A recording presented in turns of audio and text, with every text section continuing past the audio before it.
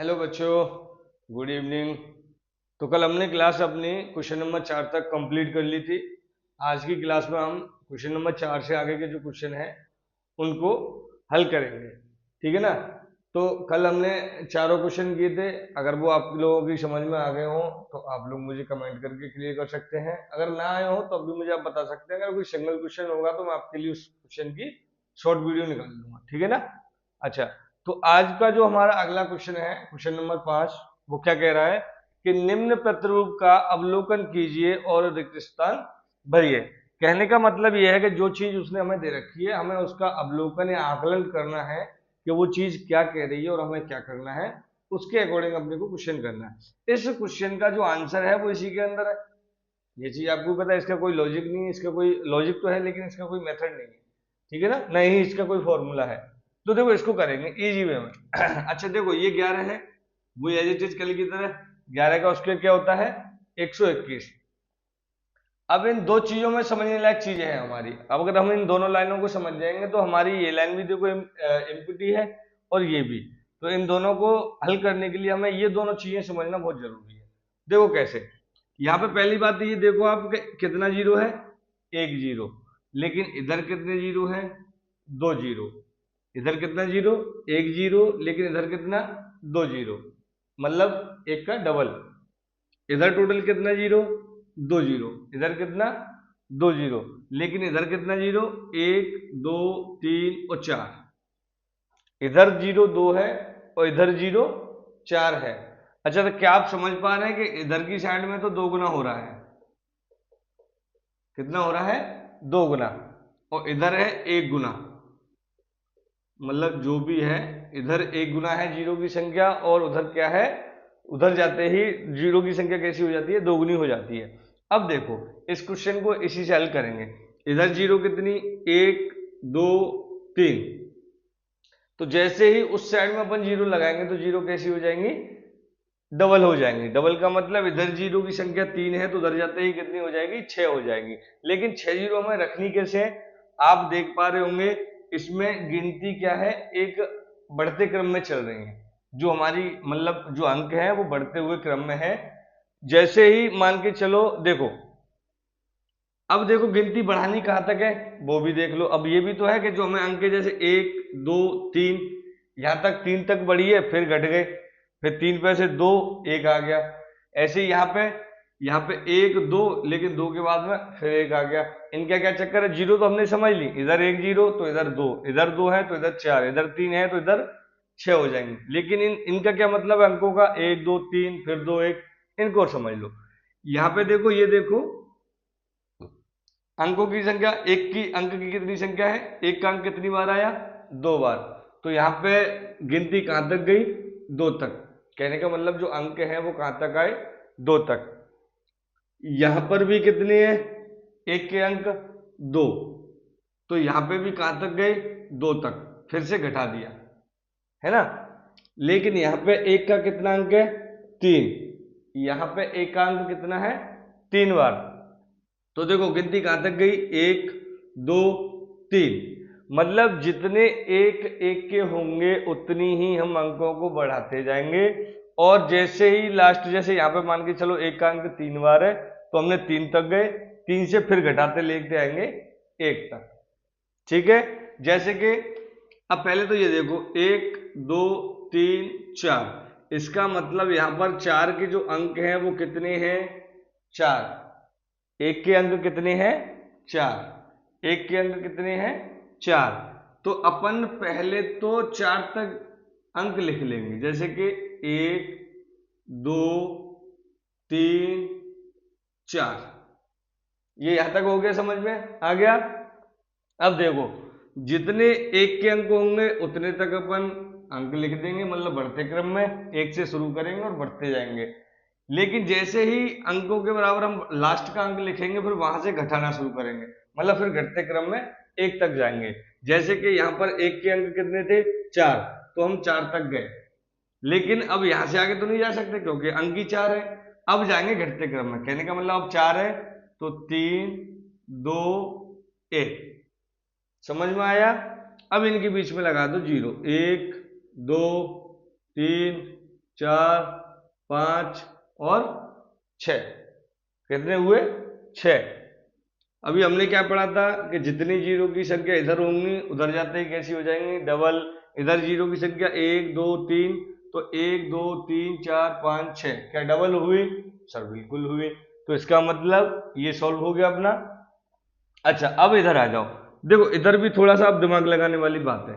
पहले तो आप ये गिनो जीरो कितनी है। 1, 2, 3, 4, 5, 6, 7, 8। कितनी जीरो है? 8 जीरो है। तो इसका मतलब अगर वो जीरो इधर रही होंगी तो कितनी होंगी? क्यों? क्योंकि इधर जो जीरो की संख्या होती है उसका इधर क्या होता है? डबल, दोगुना। क्या होता है? दोगुना। तो अगर इधर जीरो की संख्या 8 है तो इधर कितनी हो जाएंगी? 4। तो मैं लगा लेता हूं 1, 2, 3, 4। 4 जीरो रख ली। अच्छा, अब इसमें ये देखो सबसे बड़ा अंक कितना है? 5। सबसे बड़ा अंक कितना है? 5। इसमें सबसे बड़ा अंक कितना है? 4। इसमें सबसे बड़ा अंक कितना है? 3। इसमें सबसे बड़ा अंक कितना है? 2। इसमें सबसे बड़ा अंक कितना है? 2। तो अब ये मैंने आपको क्यों बुलाया, मतलब कहलवाया कि सबसे बड़ा अंक क्या है? देखो यहां पर सबसे बड़ा अंक कितना है? 2। तो एक एक के कितने? 2। यहां पर भी सबसे बड़ा अंक कितना है? 2। तो एक एक के कितने? 2। यहां पर एक सबसे बड़ा अंक कितना है? 3। तो यहां पर एक एक के कितने हैं? 1, 2, 3। यहां पर सबसे बड़ा अंक क्या है? 4। तो एक एक के कितने हैं? 1, 2, 3, 4। समझ में आया? जितना बड़ा मतलब जो सबसे बड़ा अंक होगा हम एक का अंक भी उतनी बार ही रिपीट करेंगे। यहां पर जो सबसे बड़ा अंक है वो कितना है? 5। इसका मतलब जो एक एक का अक्षर है, एक एक का अंक है, वो कितनी बार लेंगे? 5 बार। तो 1, 2, 3, 4, 5 सबका वर्ग है, तो इसका भी अपन क्या कर देंगे? वर्ग कर देंगे। तो ये था आपका 5वां क्वेश्चन। तो ये हमने क्या कर लिया? पूरा सॉल्व कर लिया। अगर इसमें कोई दिक्कत हो तो आप मुझे बता सकते हैं। आप इसको नोट डाउन कीजिए और अपन चलते हैं नेक्स्ट क्वेश्चन की तरफ। ठीक है ना? Question number 6। देखो अपना नेक्स्ट क्वेश्चन क्या है? क्वेश्चन नंबर 6 कि दिए गए प्रतिरूप का उपयोग करते हुए लुप्त संख्याओं को प्राप्त कीजिए। अब यहां से आगे के जो हमने जो मेन क्वेश्चन थे वो हमने कल हल कर लिए थे मोस्टली। अब ये रह गए एकदम सेम एल्गोरिथम वाले रह गए हैं। ठीक है ना?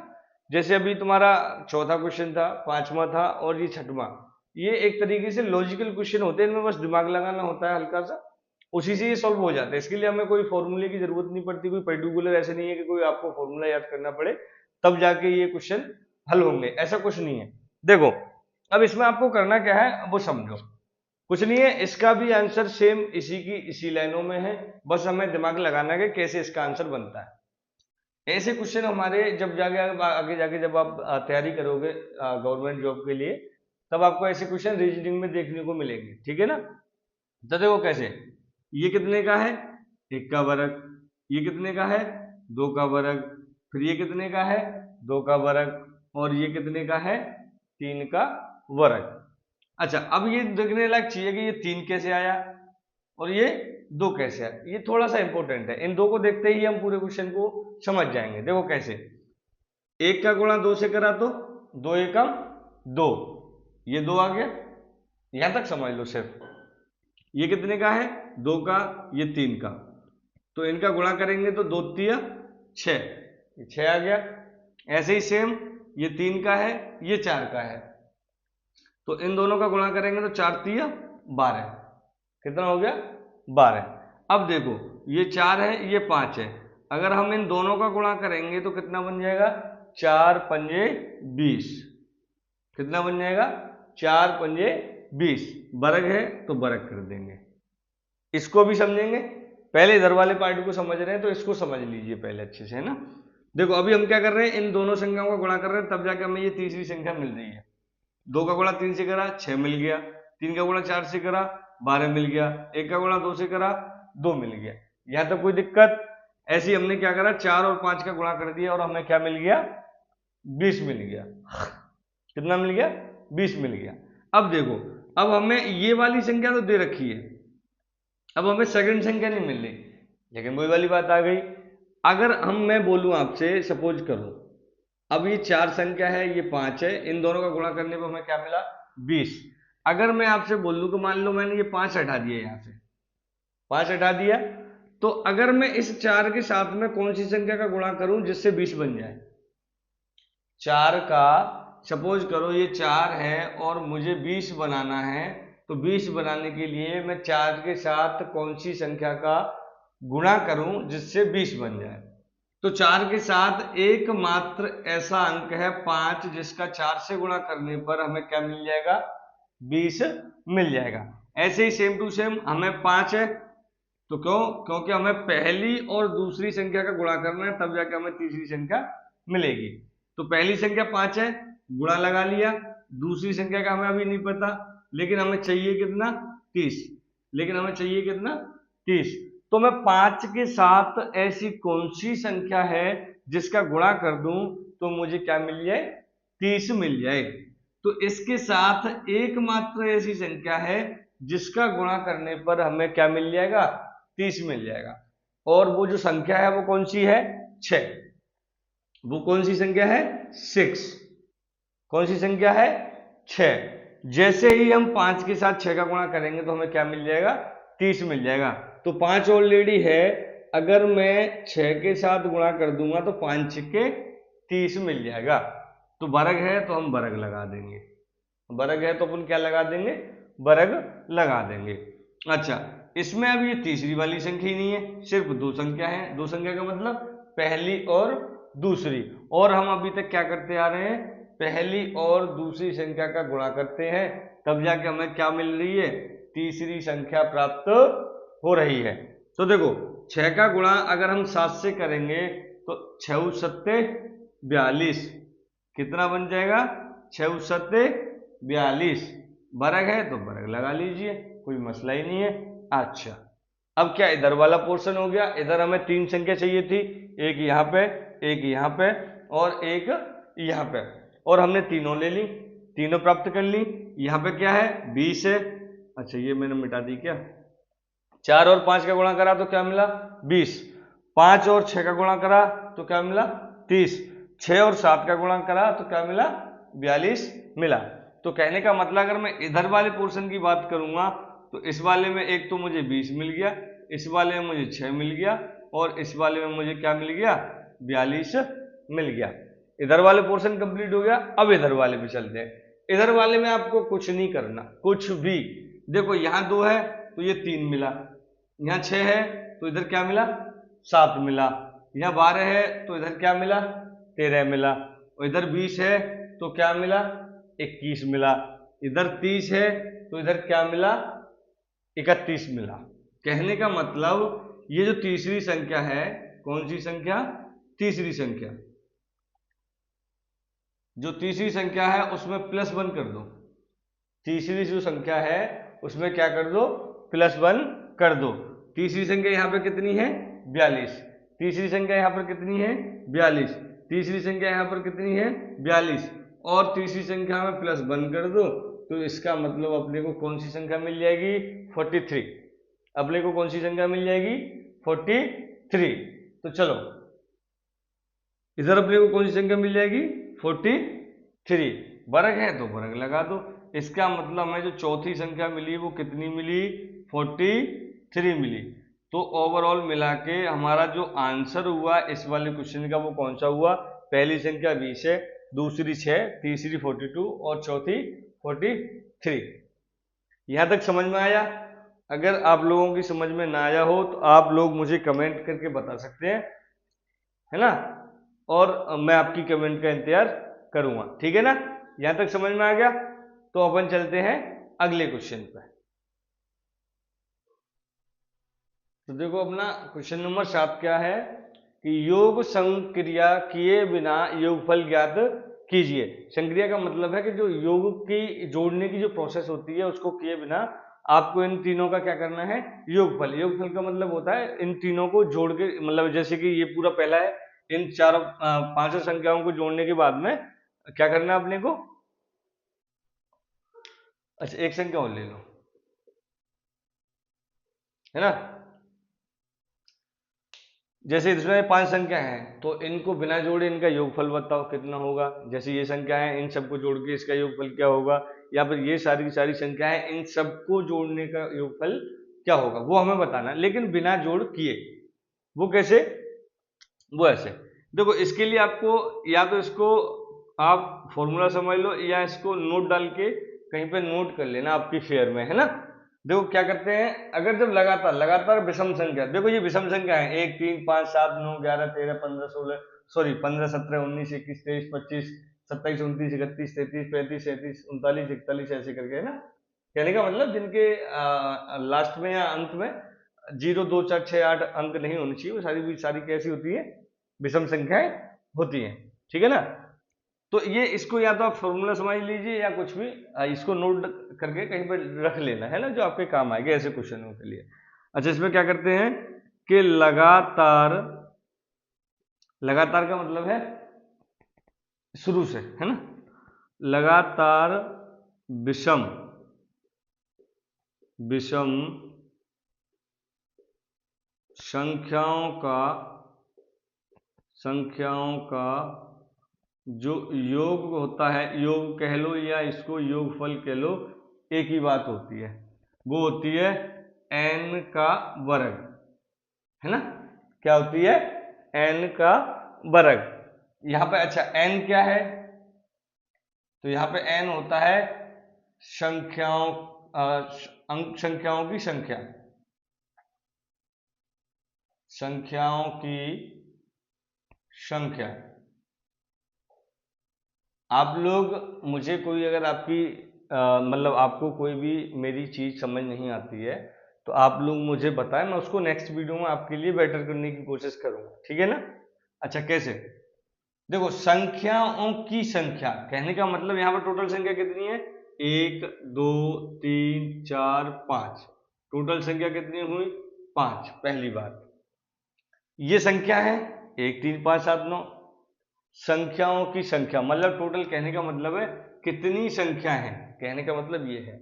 यहाँ पे कितनी संख्या है 5, तो n का मतलब है संख्याओं की संख्या, तो n यहाँ पर कितनी है 5, n कितनी है 5। तो अपन पहले क्वेश्चन के लिए करेंगे संख्याओं की संख्या, मैं इसको एक बार लिखूंगा, बार बार नहीं लिखूंगा, है ना, जिससे आप लोगों की समझ में आ जाए, इसलिए मैं इसको यूज कर रहा हूं। संख्याओं की जो संख्या है वो कितनी है 5, कितनी है 5। अच्छा फॉर्मूला क्या है अपना, n स्क्वायर, मतलब तो n की वैल्यू कितनी हुई 5, और जो 5 का वर्ग होता है वो बेटा कितना होता है 25 होता है, जो n का वर्ग होता है वो कितना होता है 25। तो कहने का मतलब इसका जो योगफल आएगा बच्चा वो कितना आएगा 25 आएगा, ठीक है ना, यहाँ तो कोई दिक्कत। चलो अब इसका सेकंड लेंगे, सेकंड में काउंट करेंगे 1 2 3 4 5 6 7 8 9 10, कितनी संख्याएं हैं 10। तो टोटल संख्या जो n की वैल्यू आ जाएगी वो कितनी आ जाएगी बच्चा 10 आ जाएगी। n की जो वैल्यू है, कहने का मतलब n की वैल्यू का मतलब क्या हुआ, संख्याओं की संख्या, n का मतलब क्या हुआ संख्याओं की संख्या। तो यहाँ पर टोटल संख्या कितनी है 10, तो मतलब n की जो वैल्यू आएगी वो कितनी आएगी 10। और योगफल का जो फॉर्मूला है हमारा वो क्या है, n की घात 2 कह लो या फिर स्क्वायर कह लो या वर्ग कह लो, बात एक ही है। तो यहाँ पर अपन क्या कर देंगे, n की वैल्यू कितनी है 10, n की वैल्यू कितनी है 10, और 10 का वर्ग कर देंगे तो इसका बेटा कितना बन जाएगा, कितना बन जाएगा 100 बन जाएगा। तो इसका मतलब n का योग कितना हो जाएगा बच्चा 100 हो जाएगा, कितना हो जाएगा 100 हो जाएगा। अच्छा अब तीसरे वाले के लिए, तीसरे वाले के लिए अपन क्या करेंगे, काउंट करो 1 2 3 4 5 6 7 8 9 10 11 12, कितनी है 12 संख्या।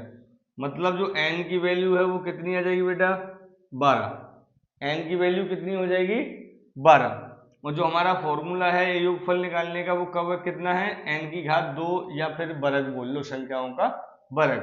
तो n की वैल्यू कितनी 12, और 12 का वर्ग कितना होता है बेटा 144। 12 का वर्ग कितना होता है 144। आप 8th क्लास तक के लिए सिर्फ और सिर्फ 20 तक के स्क्वायर याद कर लें, आपका मोस्टली मैथ कंप्लीट हो जाएगा जो स्क्वायर से रिलेटेड होगा, ठीक है ना। इससे नेक्स्ट वाला चैप्टर भी अपना, अभी ये वर्ग और वर्गमूल है, नेक्स्ट वाला अपना घन और घनमूल होगा, तो उसमें भी अपने ये क्यूब वगैरह काम आएंगे, मतलब जो वर्ग है घन है सारी चीजें काम आएंगी, ठीक है ना।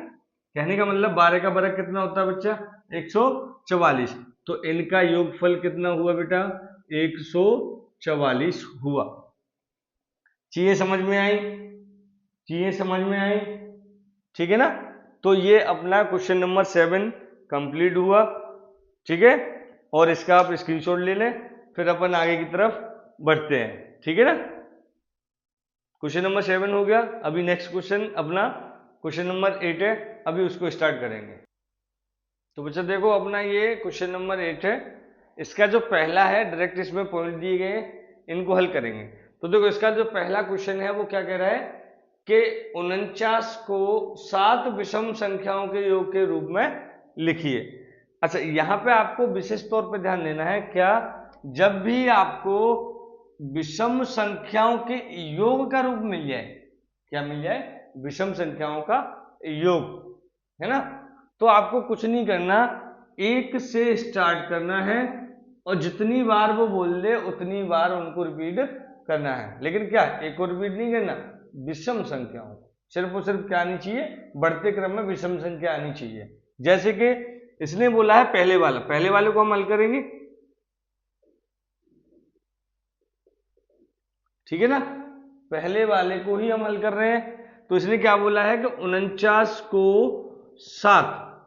7 विषम संख्याओं के योग के रूप में लिखिए।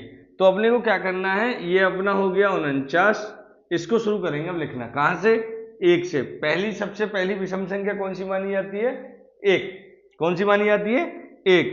तो इसने बोला 7 विषम संख्या, तो एक विषम संख्या ये हो गई, ये 2 हो गई। अच्छा अगली विषम संख्या 5, अगली विषम संख्या 7, अगली विषम संख्या 9 और अगली 11 और इससे अगली 13। इनको काउंट करो कि 7 संख्या हुई, 1 2 3 4 5 6 7, कितनी हुई 7 हुई, काउंट कर लो 1 2 3 4 5 6 7 संख्या में उसने वही बोला है कि 49 को 7 विषम संख्याओं के योग के रूप में लिखिए। तो ये योग के रूप में लिख दिया, इनको काउंट कर लो अब 49 ही बैठेगा, 49 ही बैठेगा। देखो 13 और 11 24 और 9 33 7 40 45 48 और 49 हो गया ना। बिल्कुल इजी क्वेश्चन है ये वाले, तो लल्लू क्वेश्चन है ना, इनको बोलते हैं अपनी भाषा में लल्लू क्वेश्चन है, छोड़ देंगे। चलो आगे बढ़ते हैं। देखो दूसरा क्वेश्चन क्या कह रहा है कि 121, अब अपने को तोड़नी है 121, क्या तोड़नी है 121, लेकिन कितनी विषम संख्याओं में 11 विषम संख्याओं में। ये कितनी में तोड़ा था अपन ने 49 को, 49 को तोड़ा था हमने 7 विषम संख्याओं में, लेकिन इसको तोड़ना है 11 विषम संख्याओं में। जैसे ही तो विषम संख्याओं के योग की बात आ जाए, 1 से शुरू करेंगे, 1, इसकी अगली 3, इसकी अगली 5, इसकी अगली 7, 9, 11 प्लस 13 प्लस 15 प्लस 17 और प्लस 19, है ना, प्लस 21। काउंट कर लेते पहले एक बार, हमें 11 विषम संख्या बनानी है, उससे ज्यादा नहीं ना उससे कम। काउंट करेंगे 1 2 3 4 5 6 7 8 9 10 11। बात समझ में आई, 11 संख्याओं के रूप में तोड़ दिया। अगर आप इन सब का योग करने बैठोगे ना तो आपको 121 ही मिलेगा। जैसे ही आप इनका योग करने के लिए बैठोगे आपको इनका योग भी कितना मिलेगा 121। नहीं मानो तो करके देख लो, 21 और 19 40, 17 57 और 72, 72 और 13 85 और 11 96, 105 और 7 112, 117, 120 और 121। तो इनका योग भी कितना बैठेगा बेटा, इनका योग भी कितना बैठेगा, 181 बैठेगा।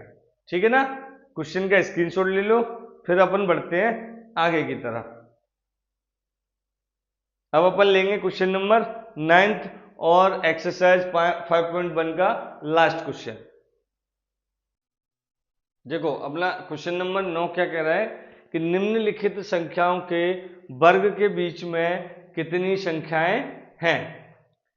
निम्नलिखित संख्याओं के वर्ग के बीच में कितनी संख्याएं हैं, इसका कहने का मतलब क्या है क्वेश्चन का, कि अगर ये दोनों संख्या दे रखी हैं आपको, इन दोनों का वर्ग करें, इन दोनों का क्या करें, वर्ग करें। वर्ग जैसे कि देखो समझो, जैसे मान के चलो अगर मैं 12 के वर्ग की बात करूंगा तो 12 का वर्ग होता है बेटा 144। 12 का वर्ग कितना होता है, 144। और अगर मैं 13 के वर्ग की बात करूंगा तो इसका होता है 169। कितना होता है, 169, 169। ठीक है ना। अब वो कह रहा है कि निम्नलिखित संख्याओं के वर्ग, अब हमने दोनों का वर्ग कर लिया, वर्ग के बीच, के बीच का मतलब ये जो गैप बन गया 144 और 169 के बीच में कितनी संख्याएं हैं, कितनी संख्याएं हैं। तो अगर आप देखोगे तो देखो इधर से 44 को हटाओ, इधर से 169 को हटाओ, अगर इन दोनों के बीच में लेंगे तो 45 से 68 तक, 145 से 168 तक लेंगे, तो इन दोनों के बीच में जो संख्याएं आएंगी बेटा वो कितनी आ जाएंगी, 24 संख्याएं आ जाएंगी। कितनी आ जाएंगी, 24 संख्याएं आ जाएंगी। अच्छा ये तो मैंने आपको डायरेक्ट बता दिया, अब इसको समझेंगे ये आती कैसे है। मैं पहले वाले को हल कर रहा हूं, इसमें संख्या हमें दे रखी है 12 और 13। ठीक है ना, उल्टा सीधा मत लिखना क्योंकि फिर फॉर्मूले में आपको दिक्कत होगी। मैं फॉर्मूला भी लिखूंगा तो इसका मतलब ये जो 12 है ये तो हो जाएगी हमारी पहली संख्या, और ये जो 13 है ये हमारी बन जाएगी दूसरी संख्या। ये हमारी क्या बन जाएगी, दूसरी संख्या। यहां तक चीज समझ में आई। अब देखो आगे बढ़ेंगे। अब इसको आप बोल सकते हो फॉर्मूला भी बोल सकते हो, और जो भी आपका मन करे वो बोल लो या नोट करके लिख लेना। अब देखो इसको हल करने के लिए हमें क्या चाहिए, जब दो संख्याओं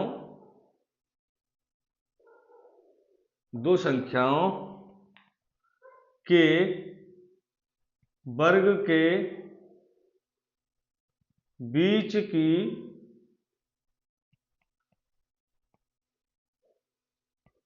बीच की संख्या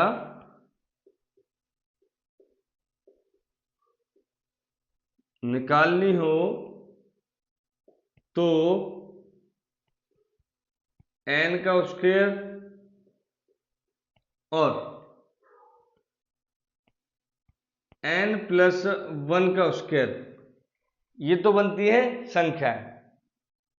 निकालनी हो तो की सहायता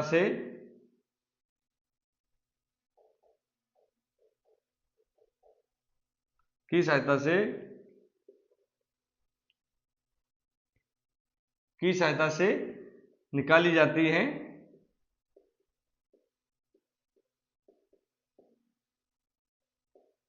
बस अब देखो ये लाइन क्यों लिखाई मैंने, जैसे सपोज करो अगर मैं इसको पहली संख्या मानूं, पहली संख्या का मतलब 12 है, तो देखो ये तो हो गई 12। जैसे ही अपन दूसरी संख्या पे जाएंगे तो दूसरी संख्या क्या बन जाएगी, 12+1, और हमें क्या मिल जाएगी, 13। क्या मिल जाएगी, 13। तो ये भी इसी से तरीके से बना होगा। अगर मैं 12 को n मान लूं तो मुझे 13 कब मिलेगी, जब मैं n+1 कर दूंगा, और इसका जो फॉर्मूला होता है बेटा वो होता है 2n। इसका फॉर्मूला क्या होता है, 2n। अब मैंने ये आपको क्यों लिखाया, क्योंकि आप यहाँ पे फिर n में कंफ्यूज होते हैं कि यहाँ पर n का मान क्या लें। तो n का मान हमेशा क्या लेंगे, पहली संख्या। क्या लेंगे, पहली संख्या। तो देखो यहाँ पर क्या हो गया, 2 का तो 2 रहेगा, n की वैल्यू है 12, तो यहाँ पर टोटल संख्या कितनी निकल कर आई, टोटल संख्या कितनी निकल कर आई, 12 निकल कर आई। ठीक है ना, 12 निकल कर आई कि नहीं। अच्छा अब इसको देखो दूसरे वाले को, फॉर्मूला भी लिखेंगे अपन 2n। फॉर्मूला में बार बार नहीं लिखूंगा, फॉर्मूला लिख दूंगा लेकिन ये लाइनें नहीं लिखूंगा। ठीक है ना। तो देखो 2n का 2n है तो 2 का तो 2 रहेगा, n की वैल्यू यहाँ पे पहली संख्या कौन सी है 25, पहली संख्या कौन सी है 25, तो 25 और ब्रैकेट, जब भी दो संख्याओं के बीच में ब्रैकेट का चिन्ह होता है इसका मतलब होता है कि उन दोनों संख्याओं का क्या होगा गुणा होगा, उन दोनों संख्याओं का क्या होगा गुणा होगा। तो 2 का गुणा 25 से करेंगे तो क्या आ जाएगा 50। तो इन दोनों के बीच में जो संख्याएं आएंगी बच्चा वो कितनी आएंगी 50 और इन दोनों के बीच में कितनी आ जाएंगी 24। ऐसे ही अगर हम तीसरे वाले को करेंगे तो बेटा फॉर्मूला है अपना 2n, फॉर्मूला क्या है अपना 2n बराबर 2 का 2, पहली संख्या कितनी है इसमें 99, तो पहली संख्या कितनी है 99। तो अब इनका गुणा कर देंगे, 2 का गुणा 9 से 2 9 में 18 हासिल 1, 2 का गुणा फिर से 9, 2 9 में 18 और 1 19। तो कहने का मतलब 99 और 100 इन दोनों का जब हम वर्ग करेंगे तो इन दोनों के बीच में जो भी संख्या आएंगी वो कितनी होंगी 198 संख्याएं होंगी टोटल इन दोनों के वर्गों के बीच। तो इसका मतलब इन दोनों के वर्गों के बीच में कितनी संख्या आएंगी बच्चा 198, ठीक है ना। तो ये आज हमारी एक्सरसाइज 5.1 कंप्लीट हुई, ठीक है ना। और यहाँ तक आप पूरी को अच्छे से देखिए, अगर आपकी समझ में कोई भी क्वेश्चन नहीं आता है तो आप मुझे डायरेक्टली कमेंट बॉक्स में कमेंट छोड़ के बता सकते हैं कि कौन सी चीज आपकी समझ में नहीं आई, मैं उस चीज को आपको दोबारा से रिवीजन करा दूंगा, ठीक है ना। मैं आपके लिए उस क्वेश्चन की या तो शॉर्ट बना के डाल दूंगा, नहीं तो मैं आपको पर्टिकुलर वे में समझा दूंगा, ठीक है। और अगर आपको हमारी मुहिम अगर अच्छी लगी हो तो हमें सपोर्ट करें, हमारी वीडियो को लाइक करें, शेयर करें और हमारे चैनल को सब्सक्राइब करें। कल अपन पढ़ेंगे प्रश्नावली 5.2। जब तक के लिए अपना ख्याल रखें और अपनी पढ़ाई पर फोकस करें। मिलते हैं कल इसी टाइम।